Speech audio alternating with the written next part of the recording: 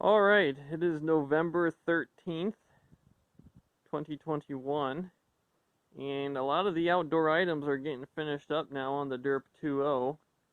This is kind of changelog number 3. It's about 31 degrees right now.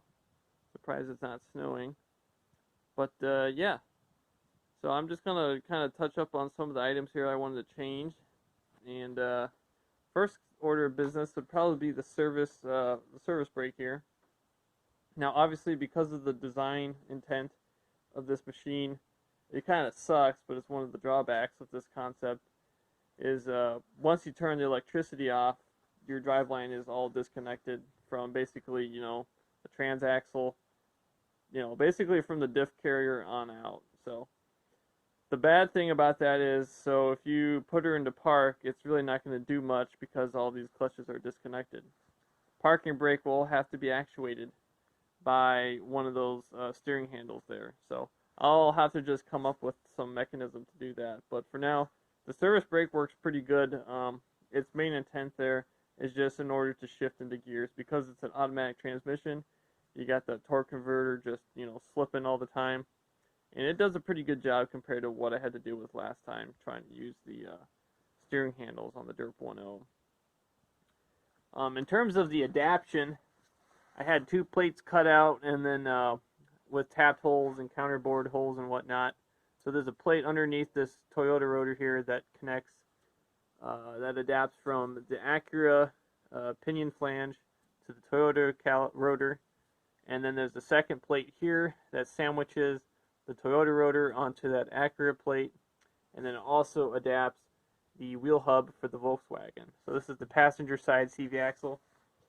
And what I did is I just, funnily enough, the Schedule 40 1/4 pipe fits perfectly on the OD of these passenger side CV axles. So that's kind of what I did down there. Kind of see it just goes way up there and connects to your transaxle, which is obviously a welded diff. In terms of changes, really I don't have much. It would be nice to try to go to a lighter style adaptation, but I can't think of anything else besides maybe going with aluminum. Maybe try that out. I'm not sure. Caliper itself, it is kind of hard to get down into one of those bolts there. So I'll have to do some finagling there, see if I can't maybe like shift it to the left or something to get out of the way. And maybe even downgrade to a smaller size caliper, even though obviously you won't have common parts after that, but it might be worth it in terms of cost and weight. We've already gone through all this stuff over here. So yeah, that's one of the downsides with this concept is obviously when you have the machine off, you lose all parking capability via that service brake, and then also the actual parking pawl on the automatic transaxle.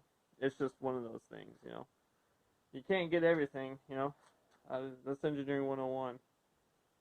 You can kind of see a bunch of the bumbling of the wiring. That's all done. I've extended a lot of the harnessing on my end, but I'm not going to go over that because that's more VW specific, or at least the donor powertrain.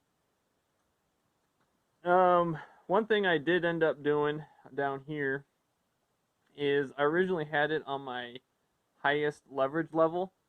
So it was a 14-to-1 lever ratio down on my pivot down there, all the way up to the actuating handles. And one thing I noticed is it had a lot of throw. So right now I'm like bottomed out on my caliper. Before it was like down to here. So I'm going to try this out. I actually designed in multiple holes so I can just kind of experiment and see, what leverage style I like. It kind of gives me the best throw to ease of travel ratio. But that kind of changed up to where I had my electronic cutoff switches that go to the main relays for the steering clutches. And I'm kind of experimenting with some springs here too. I'm not really liking how these are working, but we'll just see how it goes in the field. I think that's about it on the steering console. Really, like I said, I just changed it from the original 14-to-1 to a 7-to-1, so that cut my stroke in half, but it also decreases your leverage in half. But I think I have so much hydraulic leverage, I probably won't have to worry about it, because you have to realize this is a clutch master cylinder, and it's going to 2 calipers per side, which are also 4 piston. You know, these are for a 1-ton Toyota truck, so definitely a lot of displacement going on there on the disc brake side. On the service brake side, everything's working out pretty good. I'm getting some pretty good hydraulic leverage, and then also brake pedal leverage, because I can just push it down with my hand and it stops the drive line, so I can shift it into gears, you know, reverse, neutral, drive, park, which really doesn't park it, but it is what it is. At least it keeps it parked when you're when you got the engine running and the battery's connected. But what I'll do is I'll just do a quick fire up, and then we can kind of look at how the driveline actuates on the right hand side, because I'm actually missing my left hand relay because somebody borrowed it at work.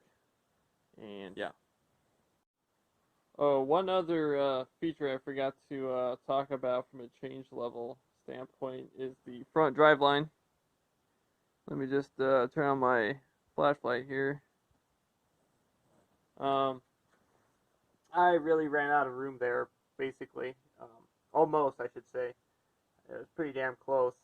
But it was just shortened up on the CV stub there. I probably could have done a better job, too, of minimizing that stroke on the CV plunge shaft right there, the plunge travel. So right now it's probably at 3/4. It could probably gone to half. But same concept as that rear adaptation. Since this one just has a single plate that adapts from the Acura pinion hub to the wheel hub of the Volkswagen driver's side shaft. But that's one thing I forgot about to talk about. So maybe it's a case of maybe I need to bring this more forward.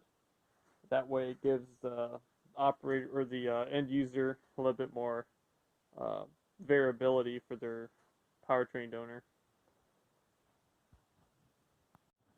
So before I get this thing started up, one thing I need to think about too from a change level standpoint is whether or not to cut off my clutches during the key start phase of the whole startup procedure.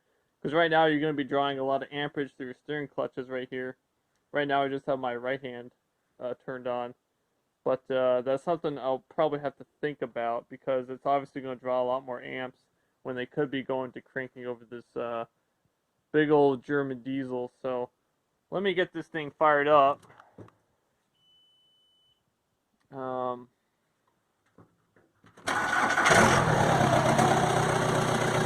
Obviously, I'm not sure if that's going to really affect my amp draw. It probably will, but I'll probably think about what to do there in the future.